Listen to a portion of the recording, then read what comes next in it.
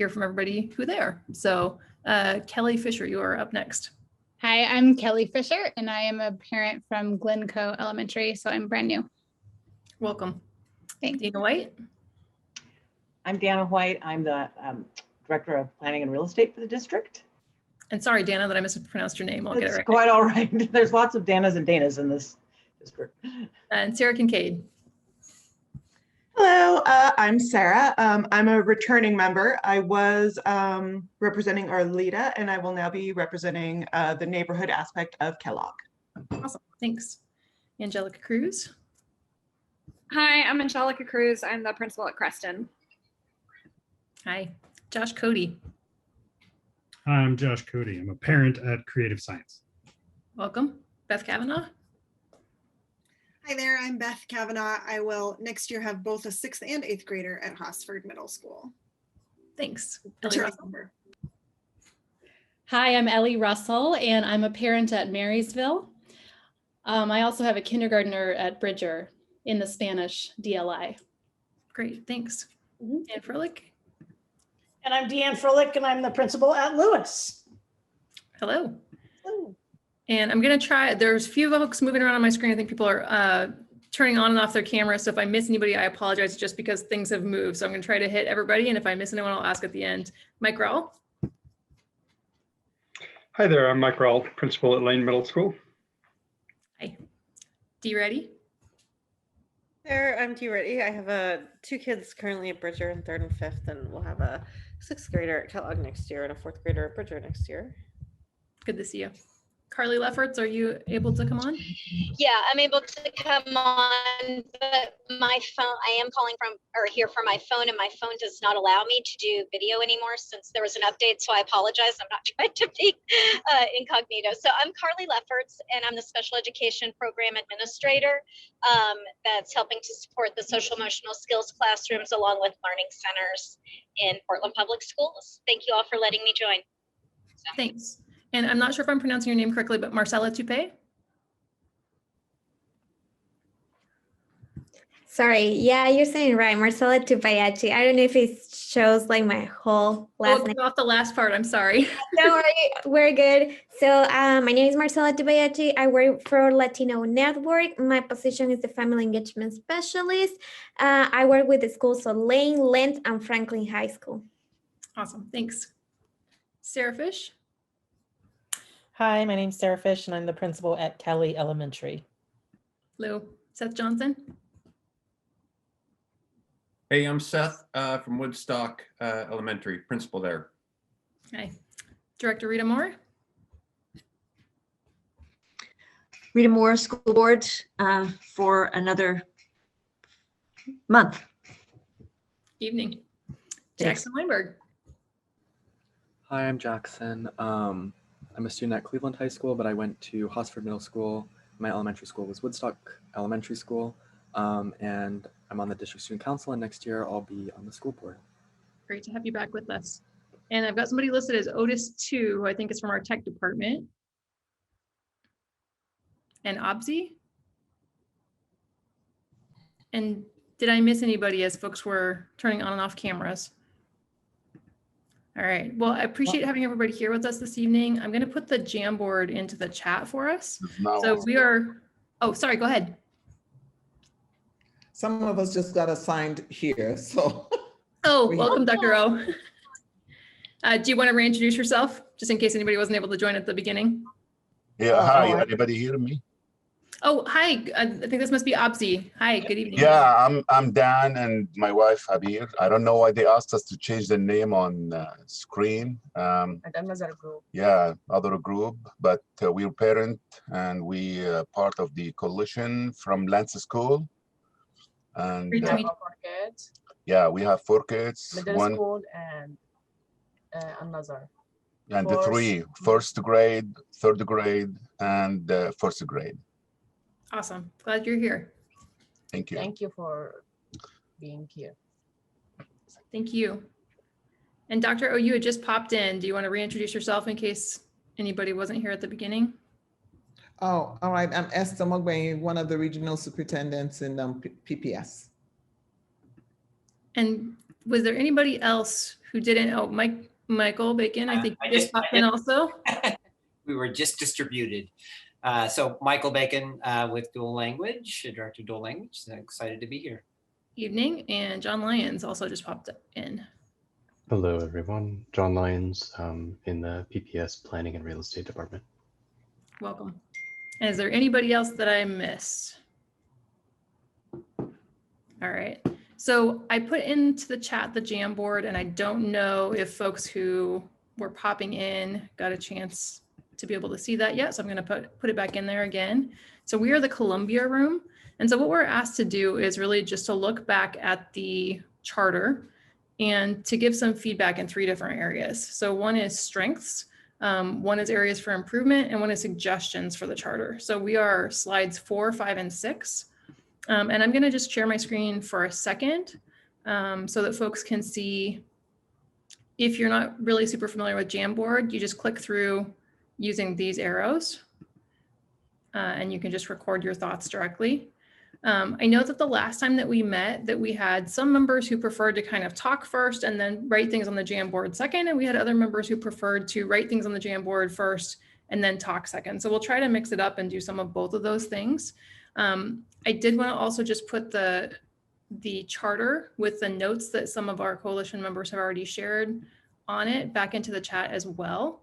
And I'm going to highlight some of the points. Team Clackamas is on the very first few slides. And if you click past that to slide 4 to 6, it should say Team Columbia.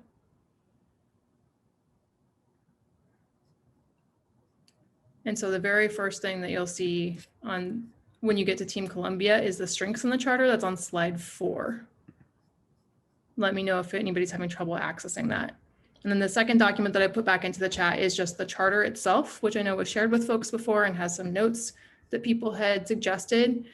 Just to review, the purpose of the coalition is that in each phase of the work, that the guiding coalition is going to be comprised of parents, students, principals, teachers, and community members, and that those folks are representing the interests of their schools and their communities. So all of the beautiful variety and diversity that we have within our schools and communities, that the folks that are on the coalition are doing the best that they can to represent those, and that we're then also going out to get feedback from the broader community.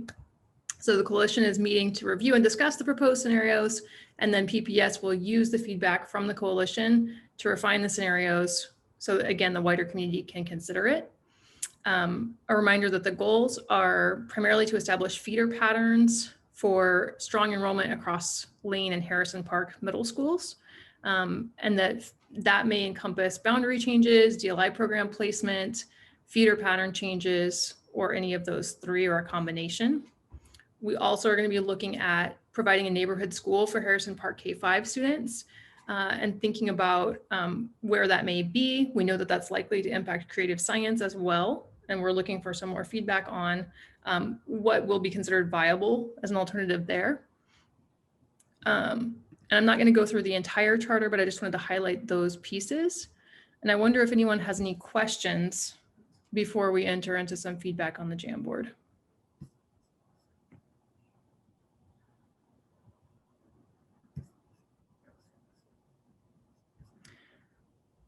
All right, so I know that people like to kind of discuss and write at different paces. So I'm going to say this time, if we can take about 5 minutes, that just if there's anything that pops into your head that you want to put into the strengths on slide 4, and I see people are already doing that. If you want to put in anything in the areas for improvement on slide 5, or the suggestions for the charter on slide 6, we'll do that until about, let's say until about 7:08. I know we're going to get pulled back at about 7:10, and then we'll have a couple minutes to talk before we go back to the main group.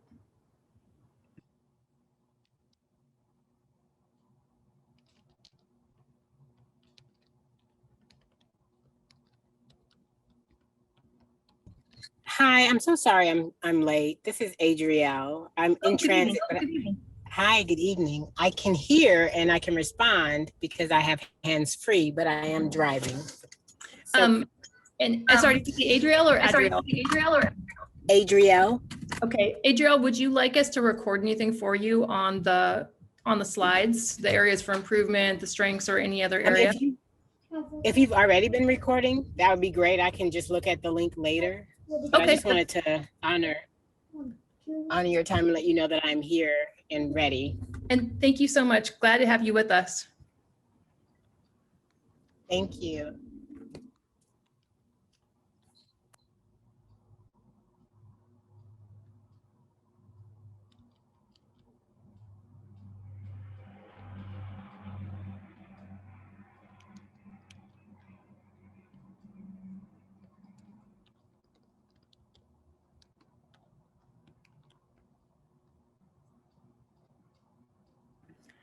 I'm going to read aloud, especially for folks that are in transit or not able to see some of the things that are on the strengths so far. Narrower scope of the work, multiple ways for student voices to be engaged, diverse group represented, seeking input from our school leaders, more student engagement, increased participation, more student voice. Student engagement and student voice are represented multiple times.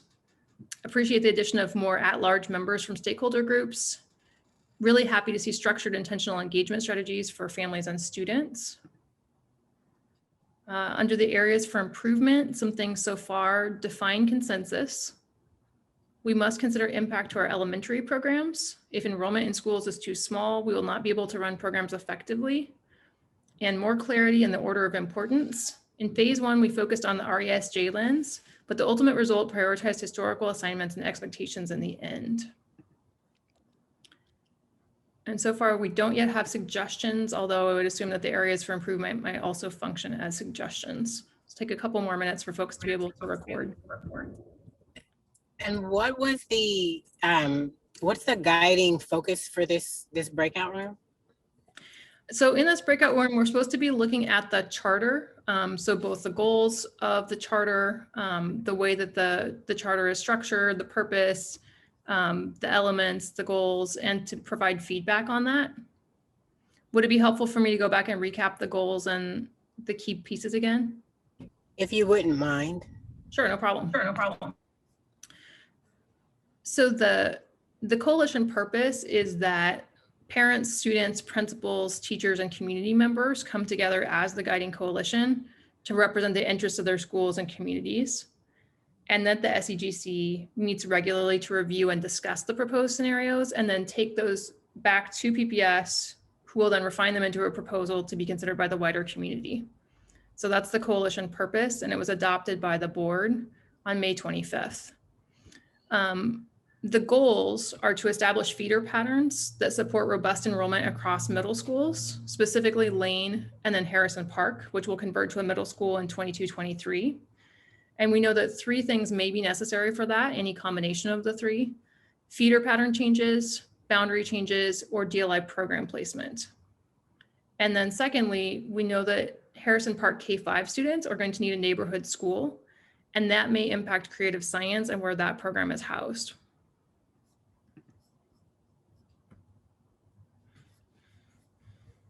So it's 7:08. Is there anyone who either wrote something on the Jamboard and would like to share about it, or didn't want to write anything but would like to share it aloud? And Dan, I can capture your note on the Jamboard.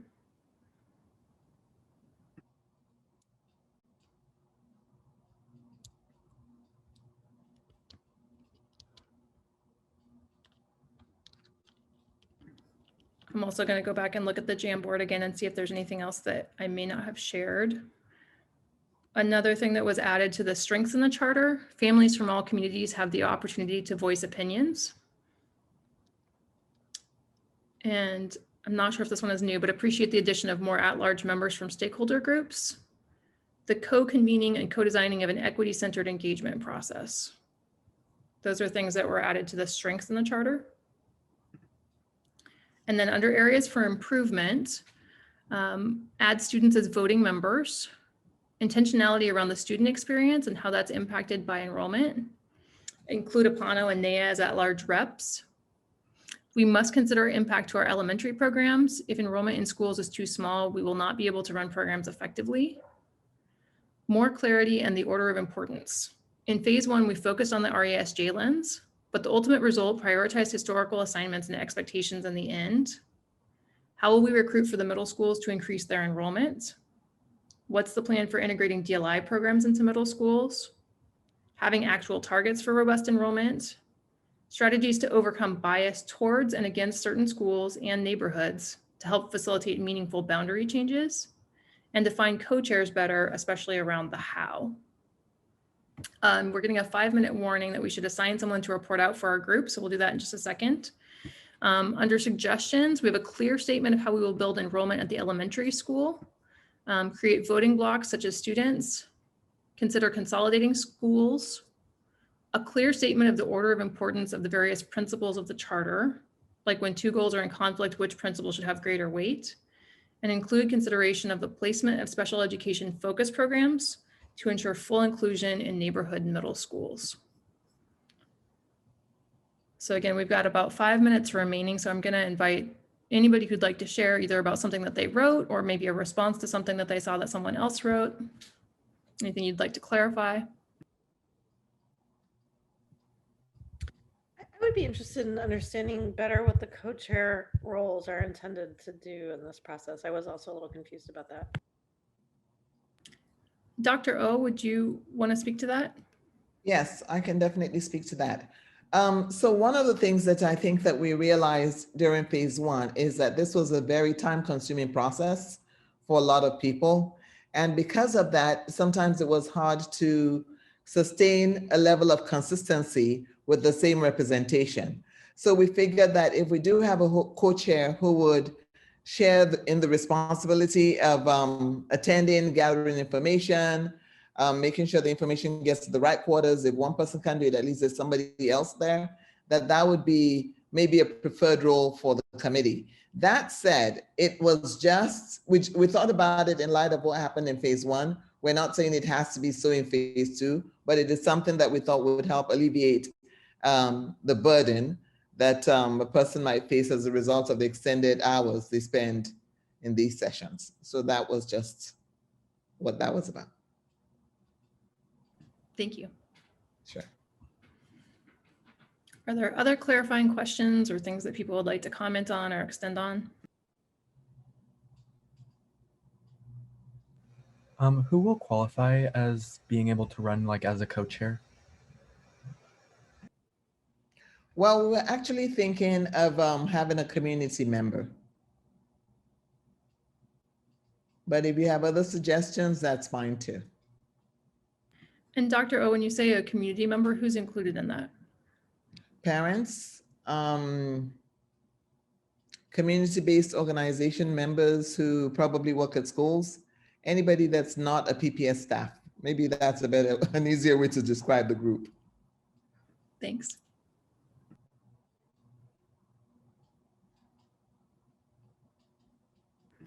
Is there anything else that's unclear from the charter that we need to hear more about? It might be worth addressing the co-chair thing with the whole group again this time, since there's new members, because we got an email that I was included on sort of saying that maybe I had volunteered to possibly do that, and I had no recollection of what that was. And so I was reticent to sort of like follow through with the volunteering, because I felt like if I didn't even remember signing up for it, then maybe other people that might be interested in the position wouldn't know that it was an option. So it would be nice to kind of let everybody know again it's an option, and maybe give them a chance to throw their hat in the ring if that's of interest. That makes a lot of sense. Thanks.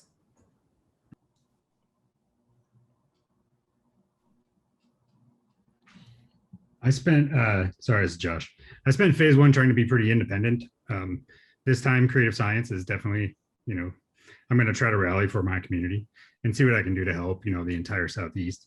And I just want to kind of bring up the priority that we're putting on communities that are not creative science, right? There's a lot of, we'll figure out what we got to do with them, but let's get our Harrison Park students into a school, So I just want to make sure that we are making sure that we are thinking about all the students. Is that an area for improvement then, Josh, in your mind? Yes, I did add that. Did you put a sticky? Okay. Yep. Thanks for sharing that. We have about a minute before we return to the main session. Are there other things that folks would like to share?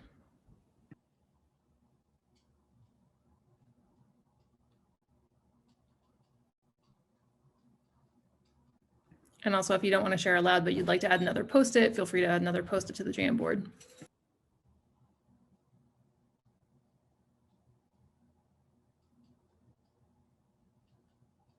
And just a reminder too that Dana is here to take notes for us. So if you aren't able to add something to the Jamboard and you would like for Dana to do that for you, we also have that ability.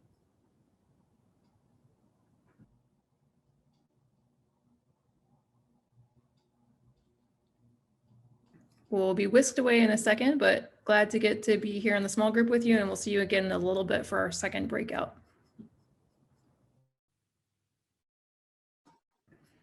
Hi, everybody. Welcome back. Oh, that's a really good egg.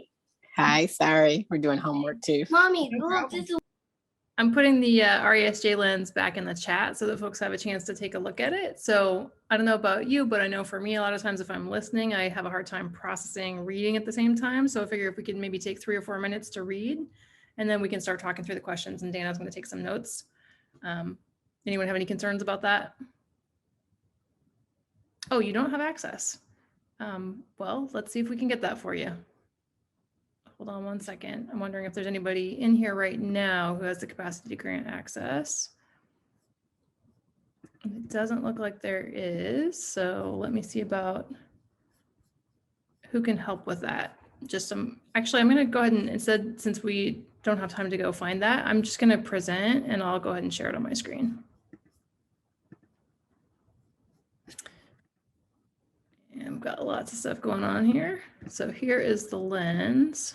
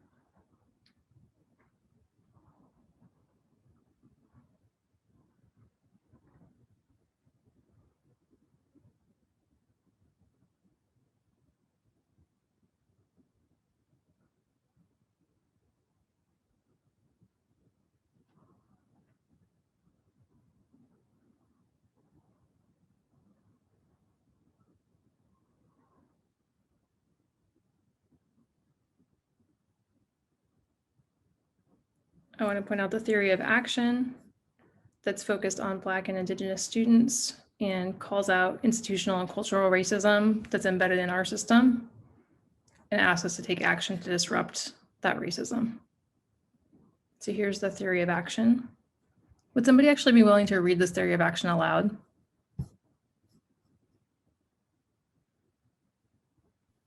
Sure. Thanks. PPS Strategic Plan Theory of Action. If we braid racial equity and social justice strategies into our instructional core, work with our students, teachers, and content, and build our organizational culture and capacity to create a strong foundation to support every student, then we will reimagine Portland Public Schools to ensure every student, especially our Black and Native American students who experience the greatest barriers, realize the vision of the graduate portrait. Thanks. And this page talks about the racial educational equity policy that was created in 2011 and which we've built on from then. It talks a little bit about the background of targeted universalism and the focus of the RESJ lens. And then it goes on to the section about beliefs. And I'll pause here.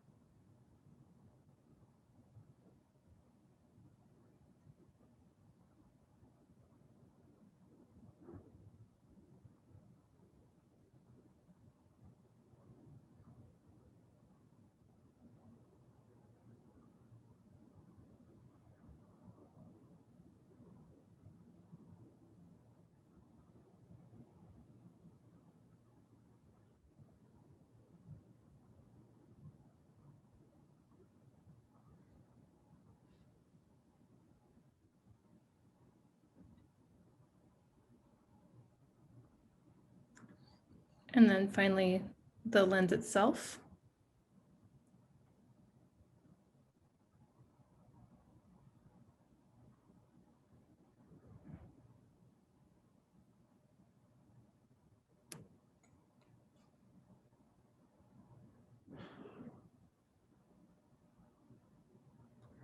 And would somebody be willing to read aloud number 1?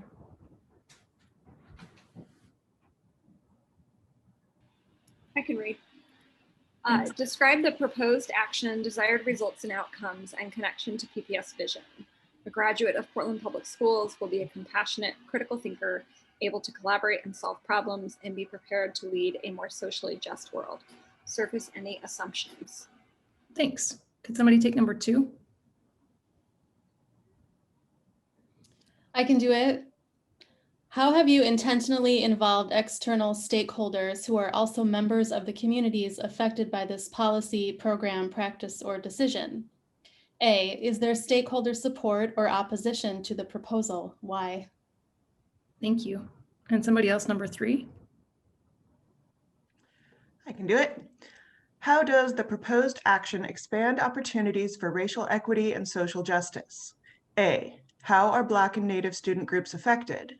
B, how will Black and Native students experience a greater sense of belonging? And C, are there any potential unintended consequences for other specific groups or populations?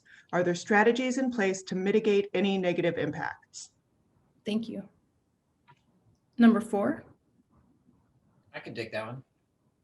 How does the proposed action disrupt barriers to equitable outcome?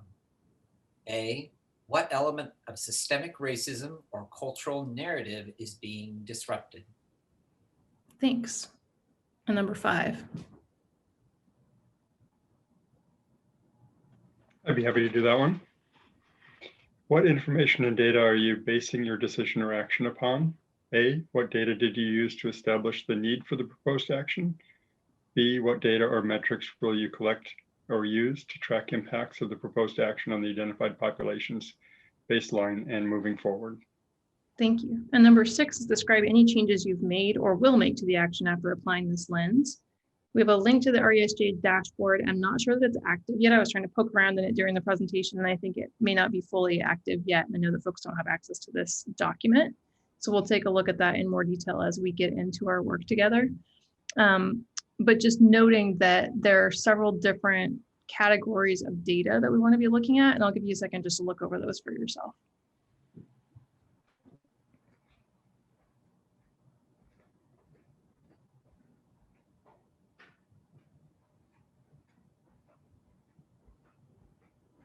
So we're looking at both who is in front of students and do our staff mirror students, and if not, why not, and how can we shift that to make sure that our students see themselves in educators, at student math and ELA achievement, and where there are gaps and how we increase achievement in places where we have not yet properly served Black and Native students. We're also looking at growth, so both achievement, like are we at the level that we want to be at, and growth, how fast are we moving to get there? We're looking at discipline and whether there's disproportionality and how the decisions that we're making would disrupt racial disproportionality in discipline that negatively affects Black, Native, and Pacific Islander students. And then high school graduation rates. Is the action that we're taking going to create more opportunities for greater high school graduation rates, specifically for Native and Black students? And then there are a lot of definitions here. We're not going to take time to scroll through them right now. But if you want to read through them more later on, we'll make sure that this document is open so that you have access to it. So what we're asked to do right now, and Dana is going to take notes for us, are to talk about these questions, the lens that we just looked at and the questions, and how we anticipate applying them throughout our Guiding Coalition process. And after we talk about the application, then we'll talk about challenges or discomfort, and we'll move on from there. So is there anybody who would like to share? And Dana, I don't know if it might be convenient for you to share so that I can facilitate. I can't, oh, yes, I can. I'm going to mute myself so that other folks can jump in. How do you anticipate, sorry, I'm more used to using Meet than Zoom. How do you anticipate applying these questions throughout the SEGC process? Anybody can feel free to jump in. And I'll just take notes. You can see on Kristen's screen. And so if I'm not capturing it, please just tell me.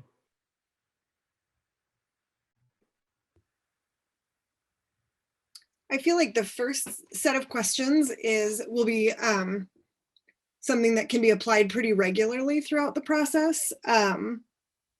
But the second set, the ones in the dashboard, I feel like we're going to need some really specific, we would need information on how to apply those things. Like not everybody understands the direct, like the link between like school enrollment and, academic outcomes or behavior, discipline types of things. So I feel like that's something that we would need more resources on to be able to answer those questions. But for the first one, I think the first set, when we're looking at scenarios, a lot of those we can just go through one after another and really say, like number 3 stood out to me as a way that would be really straightforward to ask each of those questions, to think about the impacts and the unintended consequences and the impact and sense of belonging for our Black and Native American students when we're looking at different enrollment patterns and those kind of things. And Beth, I think I heard you say that the second set may need kind of a greater explanation or like sort of more information about what are those links between, what this enrollment might look like, and then how that would impact student outcomes or, teacher, the teacher experience and our retention of teachers of color and whatever, those kinds of things. Great, thank you. What else?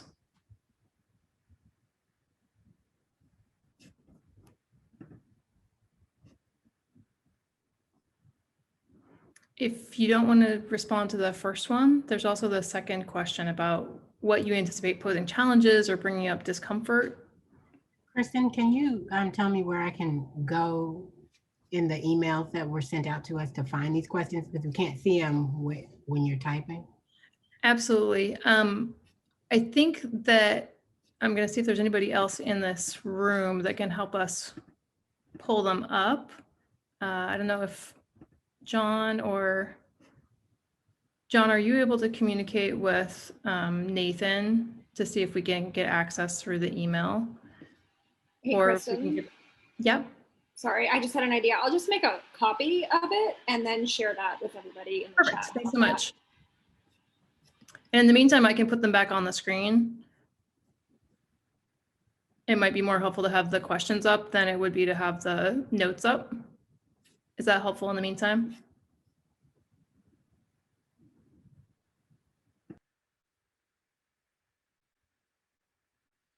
So again, we're just kind of responding to these questions. Which ones do we think are going to be useful frequently as we're going through the process? How do we see them being used in the process? Are there any that we find to be uncomfortable or that we think may be challenging as we use them? I think 2 is going to be a reoccurring theme. I think we're going to want to constantly check back to see how, if we've intentionally, collectively engage stakeholders, parents, guardians, educational systems, and then identifying what their either perception is of what we're doing or the barriers to their being interested or willing to subscribe to it, right? Are they on board and why not? What's the opposition? And then how can we pivot or adjust to get into uniform agreement? I think number 2 is for sure something that should be implemented sort of on a reoccurring basis. Thanks. Every milestone.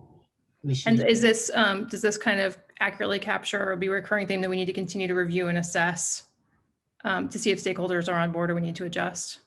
Yeah. Thank you. I also want to think about who we are engaging with, making sure we know who we are engaging with, who we haven't engaged with. I love all the parents, teachers, principals, all that's been called out, but also calling out students specifically as well. Great, thank you.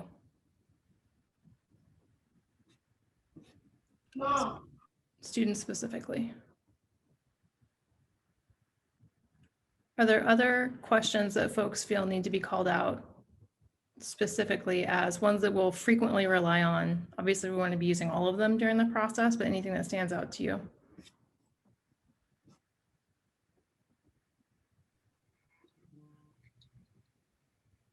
I do feel like we're constantly coming back to the data, and I know in phase one, looking at the data and reviewing the data to sort of get a big picture of what the impacts are is something that we'll be coming back to a lot. And then I think that it's really important that we're tying that data to the story of the students and the impact on communities and on people, and sort of remembering that we make that connection between our data and our people. Great, thank you. I think number one, my question would be, how are we going to define or assess whether or not the graduates are compassionate, critical thinkers specifically? Because if we have young adults who are contributing to this process that are a voice, that's a subset of the students, right? How do we gauge whether or not any given PPS graduate has met the vision? Obviously, testing or surveys and those sorts of things may not be may not give us a full viewpoint. So what will we do to gauge whether or not that vision is being met? Thank you. Kristen, I think one piece that, and I was trying to think about how this fits into here, but it certainly fits into the overall work. Demi presented, and she had on one of her slides, culturally responsive / culturally sustaining pedagogy. And those are actually distinct, two different things. They're not an or. And culturally sustaining pedagogy is very intentional and explicit about linguistic or language equity. And that's a big part of this discussion in the Southeast Guiding Coalition. And it's about providing equitable access for our highly underserved. I know we were talking about Black and Native as a focus, but for our emergent bilingual children, that is the equity access piece. And wondering, like for me, number 4, that certainly is a place where that would come in, but I don't see language being called out in that. I hate, systemic racism, cultural narrative, but is there a linguistic equitable access? If we're going to do culturally sustaining pedagogy, it has an extra layer to it. So a question about that and how we're bringing that in. If we're bringing it in, I'm assuming we are, because it's a lot of the work we do. And language is a key access point, and it's about power and relationships. So, thank you.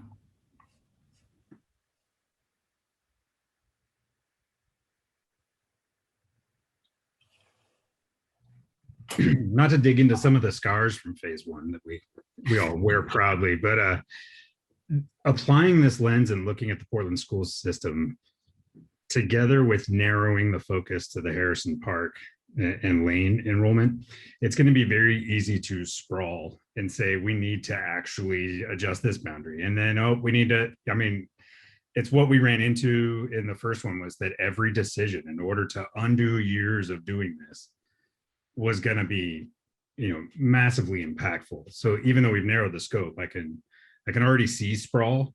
I'm not sure how we gate that and what we want to do, or if we gate it. There's not really a question there. I can see it, and I wanted to point it out.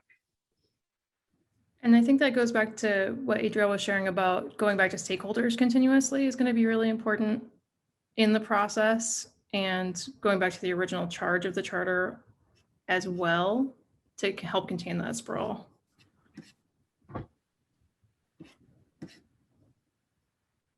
Let's go on to the second question.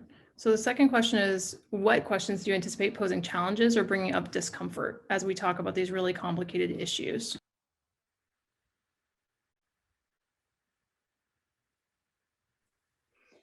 for me, when I have seen this lens applied to decisions or issues, something that causes discomfort is when you're going to the stakeholders and the stakeholders disagree. You know, it's not like all of the stakeholders in a particular group always have the same opinion.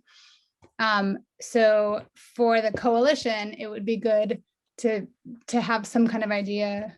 How do you weigh those competing interests when you're trying to get that stakeholder input and different groups of stakeholders feel differently?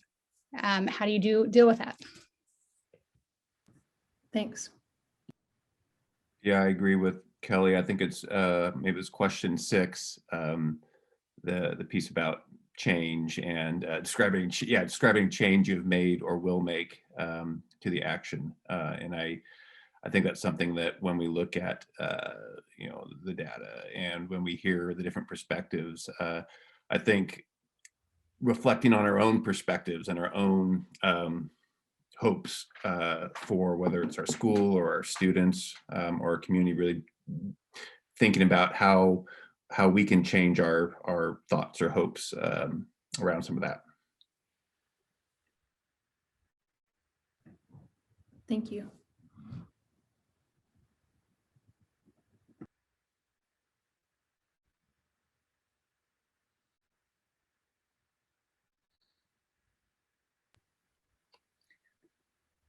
I feel like question number 4 is always one that's challenging when you're intentionally looking for the systemic racism that has gotten us where we are, when you're looking to disrupt the status quo or a cultural narrative that it's going to bump up against comfort, and it's going to those are challenging conversations by their nature. And so I think that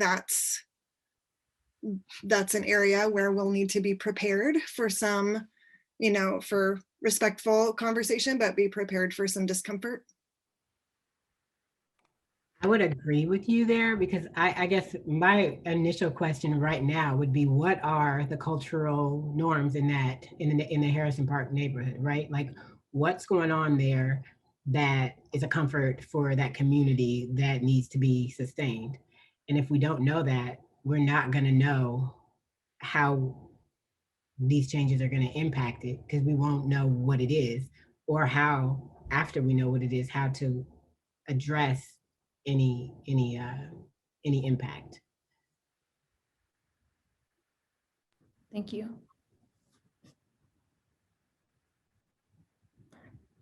Do we capture what you shared there? I'm not sure I did, but establishing the current circumstances, maybe. Is there anything that you'd like to see added to that?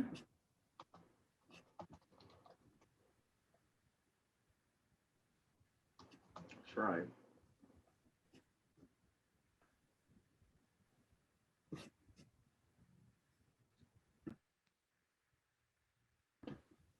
So the third question that we have, the third sub-question, is what question do you anticipate providing significant support in ensuring that this process and outcome are aligned with PPS's value and commitment to racial equity and social justice?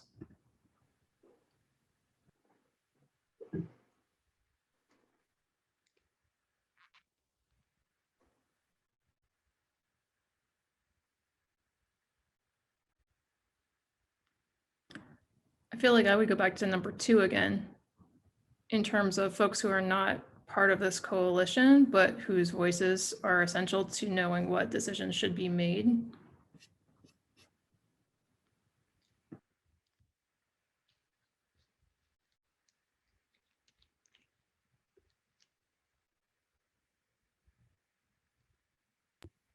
I kind of said this at the beginning already, but I feel like number 3 is the one for me that that if you're answering these questions about you're demonstrating positive impact on Black and Native students and their sense of belonging, and you've addressed potential unintended consequences or thought about those and considered mitigation strategies, that those are the types of things for me that are going to allow something to move forward.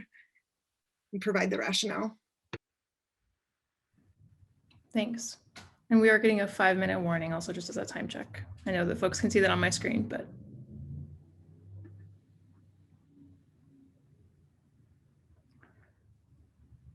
What else do you see? And I want to invite folks that maybe haven't had a chance to speak yet. If there's something that you want to share either about this third sub-question or about anything else that we've talked about so far.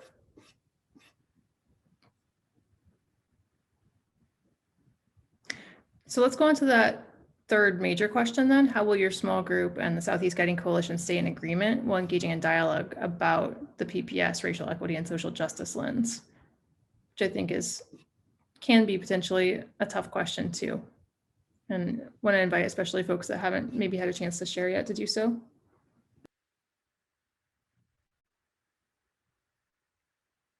One of the things we can do is to continue to come back to the charge and weave the charge through all our thought processes so we don't lose sight of it. Thanks.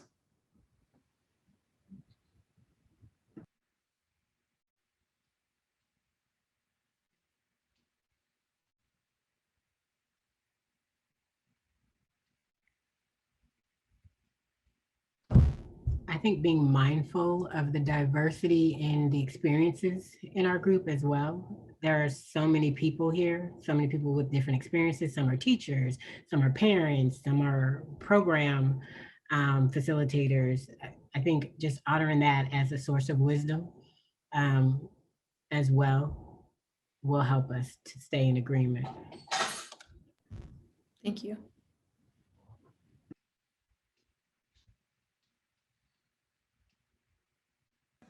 I think to that effect, just trying to get to know everyone better, just to kind of understand where we're all coming from could be helpful. And what might that look or sound or feel like? I know in a previous coalition, not like the Southeast Guiding Coalition, we had like groups of 3 or 4 each time just to kind of introduce us to new people. We kind of just had 5 minutes. We had like some icebreaker questions to go through just so we can meet like in small groups with new people every time. Great, thank you.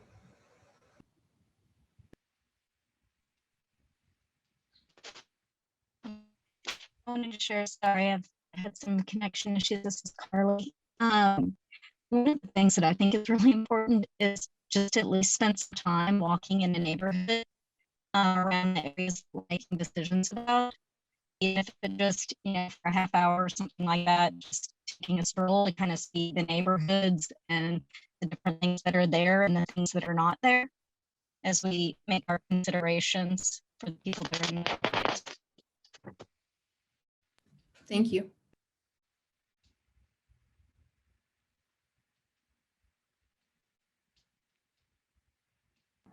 So far we have coming back to the charge and weaving in the specifics so we don't lose sight of it, being mindful of different perspectives and backgrounds and honoring our diversity as a source of wisdom, getting to know one another better to help us understand our individual perspectives, maybe with some small group icebreakers, and spending some time walking in the neighborhood to understand what is and is not there as we make recommendations.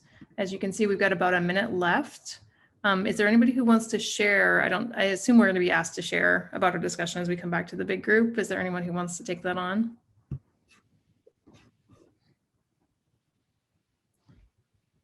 And is there anybody who wanted to share something but didn't get a chance to do so?